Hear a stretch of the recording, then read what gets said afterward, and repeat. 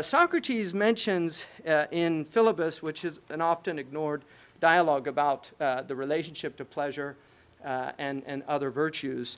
But one of the things that he points out in there, which I thought was very fascinating, is he talks about desire, and he uses the analogy of having thirsting for something to drink. And he asks Protarchus, is it a desire for the drink? And he says, yes, obvious Socratic foil. And Socrates says, is it for the drink or for the replenishment with drink? In other words, is the drink a means to an end, which is the replenishment, the sense of emptiness that comes from being thirsty?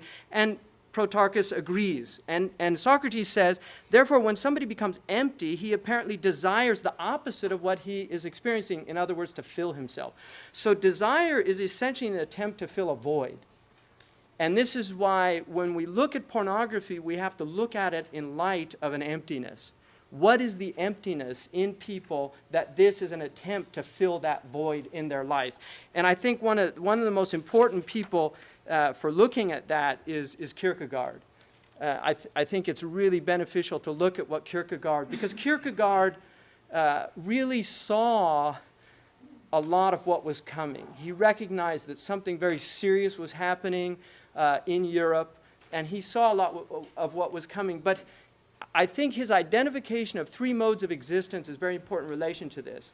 The aesthetic mode, which is basically a hedonistic mode in which people live for pleasure and desire.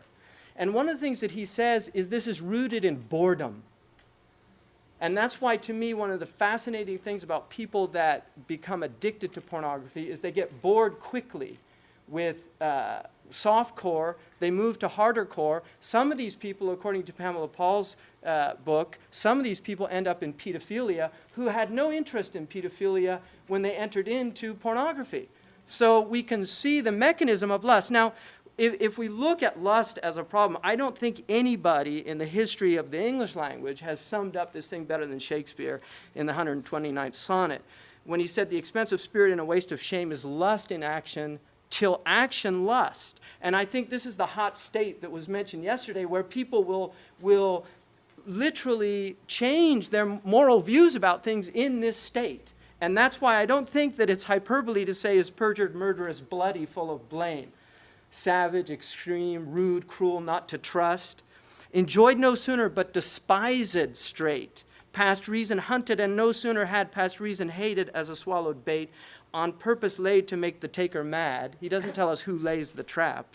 Mad in pursuit and in possession so, had having and in quest to have extreme, a bliss in proof and proved a very woe, before a joy proposed, behind a dream, and there he means nightmare.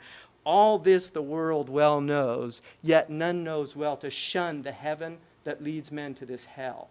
And I think if people that are in pornographic addiction or seeking help, they would be the best commentators on what he's talking about, because this really creates a hellish state of the soul. And I don't think we've looked enough at the pain of these people that are dealing with these issues. It's very important.